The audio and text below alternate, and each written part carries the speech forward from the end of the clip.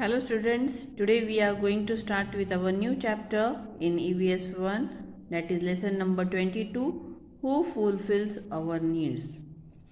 Students, you all of you know, in our house all the things are being done by our elders.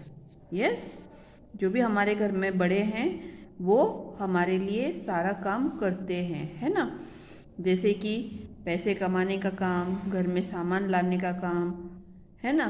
तो हमें हर किसी को पैसे कमाने की ज़रूरत पड़ती है, उसके लिए सब कोई अलग अलग काम करता है। आपके डैडी क्या काम करते हैं? What does your father do? What did your grandfather do? What would you like to be when you grow up? आपके डैडी क्या काम करते हैं, आपके ग्रैंडफादर क्या काम करते थे, और आप क्या करना चाहते हो, ऐसे पूछा हुआ है यहाँ पर। What you want to be, जब आप बड़े हो जाओगे तो आप क्या बनना चाहोगे।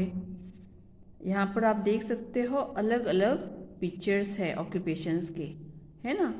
एक है teacher, see here, teacher, farmer, doctor, milkman, Potter, grocery and the poultry man.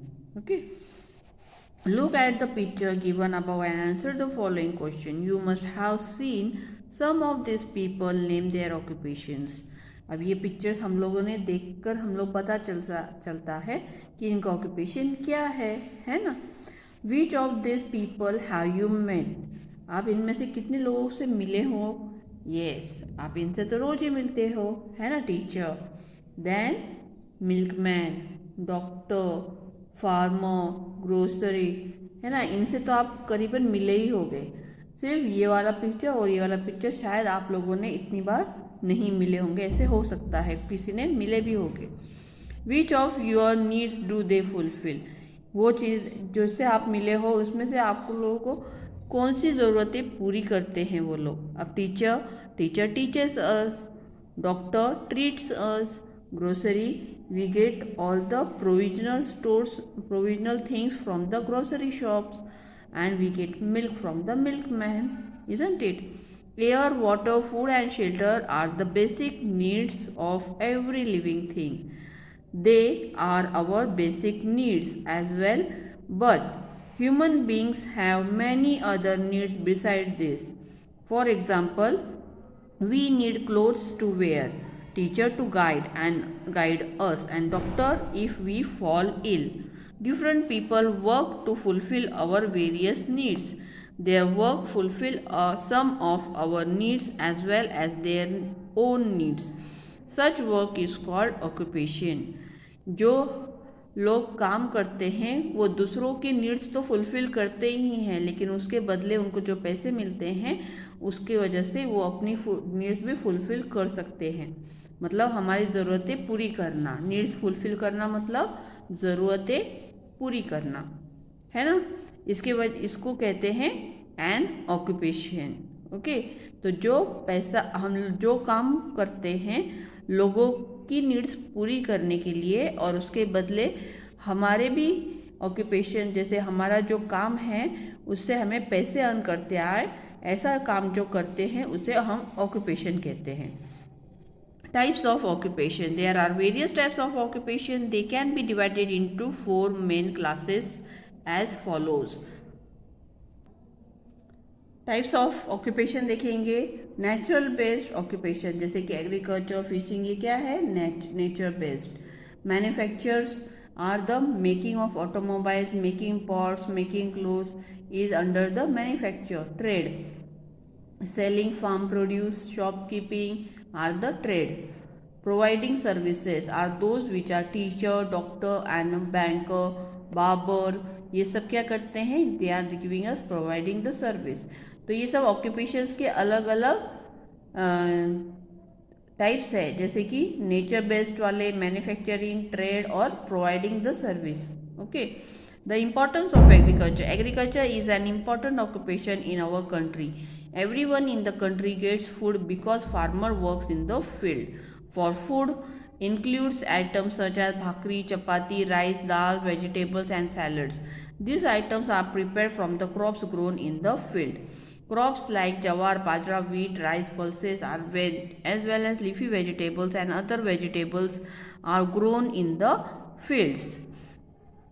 Other needs are also taken care through the farming. For example, we get sugar and sugarcane, textile made, cotton and other make garments. Farming of fruits, flowers and medicinal plants are also being carried out on a large scale.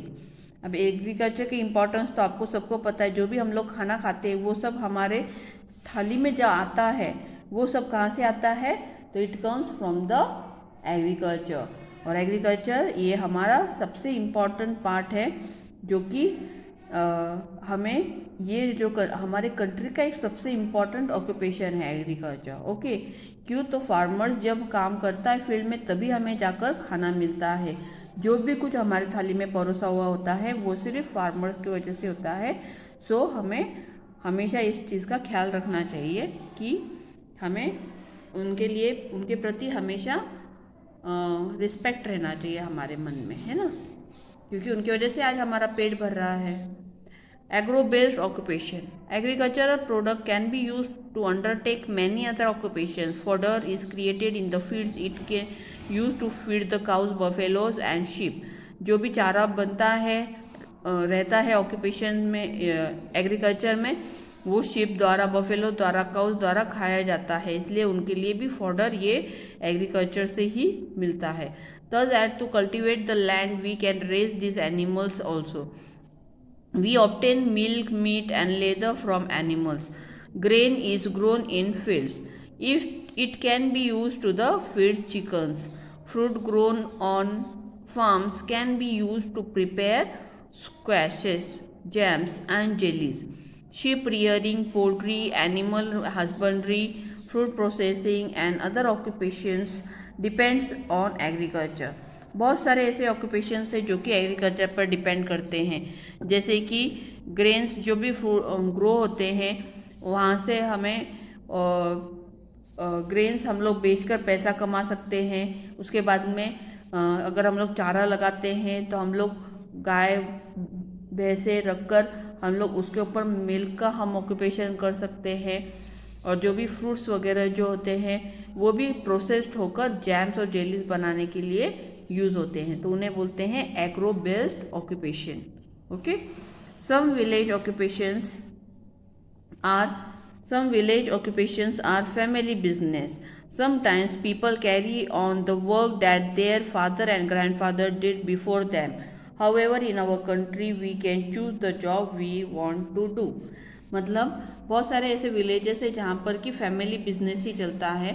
जैसे उनके दादा परदादा जो काम करते आए हैं वही उनकी आगे की जनरेशन करती है हमारे इंडिया में. लेकिन हर किसी को अपने हिसाब अपने चॉइस से ऑक्यूपेशन चॉइस करने का पूरा हक दिया गया है.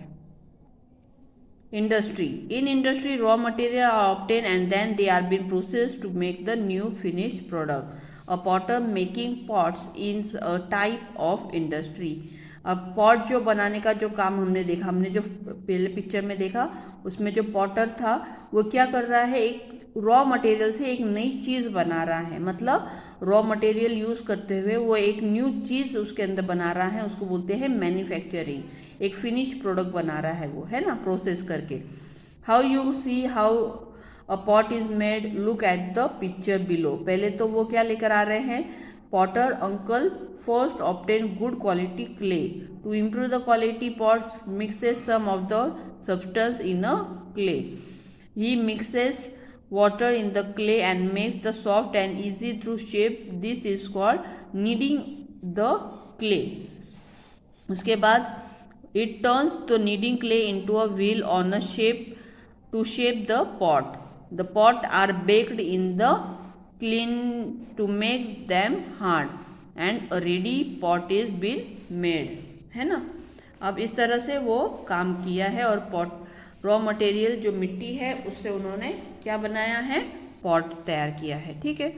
In the pottery industry clay is the raw material, pot are the finish product. The process including whatever we have is done to make the finish product pots from the raw material is clay.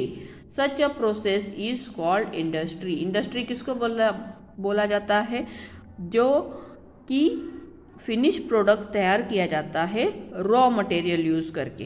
ठीक है, कोई भी raw material use करके उसका एक finish product use किया जाता है। क्या आप और भी एग्जांपल्स दे सकते हो?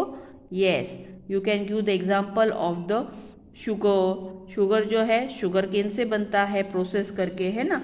वैसे cloth is also been made from the cotton, isn't it? Now we will see just at the potter uncle makes the pots from clay. Other items are also been made from wood, bamboo, flower, etc. If the product are made at home on a small scale, it is called cottage industry or handicraft. Some factories are big. Many people work there with the help of machines. Your school bus, bicycle and paper for your textbooks and the notebooks are all product made in the factories. There are such industries in the district. Also complete the activity using the district map on the next page. अब हम लोग को सबको पता है जो भी factories है वहाँ पर बड़े बड़े मशीन्स यूज़ किए जाते हैं। जैसे कि जो भी चीज़ें हम लोग को हमारी ज़रूरतें पूरी करने के लिए फैक्ट्रीज के अंदर मशीन्स और लेबर्स ये लोग मिलकर ये बहुत सारे जो फिनिश प्रोडक्ट हमारे यूज़ में आते हैं वो बनता है। ठीक है स्टूडेंट्स, अब हम लोग नेक्स्ट पेज पर देखेंगे। Now see the map on page number 130. This is a district map. Nashik का जो डिस्ट्रिक्ट है, नासिक डिस्ट्रिक्ट के अंदर कौन से गांव आते हैं वो हम लोग देख रहे हैं यहाँ पर, और ये उसका मैप है। तो यहाँ पर क्या दिया हुआ है इंडेक्स में आप लोग देख सकते हो, oil mill and aircraft factories. अब यहाँ पर आप देख सकते हो कि ऑयल मिल के लिए कैसी निशानी यूज़ की गई है, ऐसी वाली। ये कहाँ पर नज़र आ रही है आप लोगों को, देख सकते हो? Yes, at Maligaon. Okay, draw a box around the name of the place which has the oil mill. There are several industries in our taluka. Write the names of the industry you have in the front of unused symbol in the index. अब कोई भी unused symbol जो है हम लोग जहाँ पर कि मैन्युफैक्चरिंग होता है इंडस्ट्री, जैसे कि ओजर में क्या मैन्युफैक्चरिंग होता है, ये एयरक्राफ्ट फैक्ट्री है ना। वहाँ पर क्या है, aircraft factory. Okay, use the symbol in the index for various industry. बहुत सारी इंडस्ट्रीज है, उनके लिए आप ऐसे वाले सिंबल्स यूज कर सकते हो और यहाँ पर वो इंडस्ट्रीज के नाम लिखकर आप वो गांव में क्या होता है, वहाँ पर कौन सी चीज़ ज़्यादा होती है वो आप लिख सकते हो। ठीक है स्टूडेंट्स, अब हम पेज नंबर 131 देखेंगे।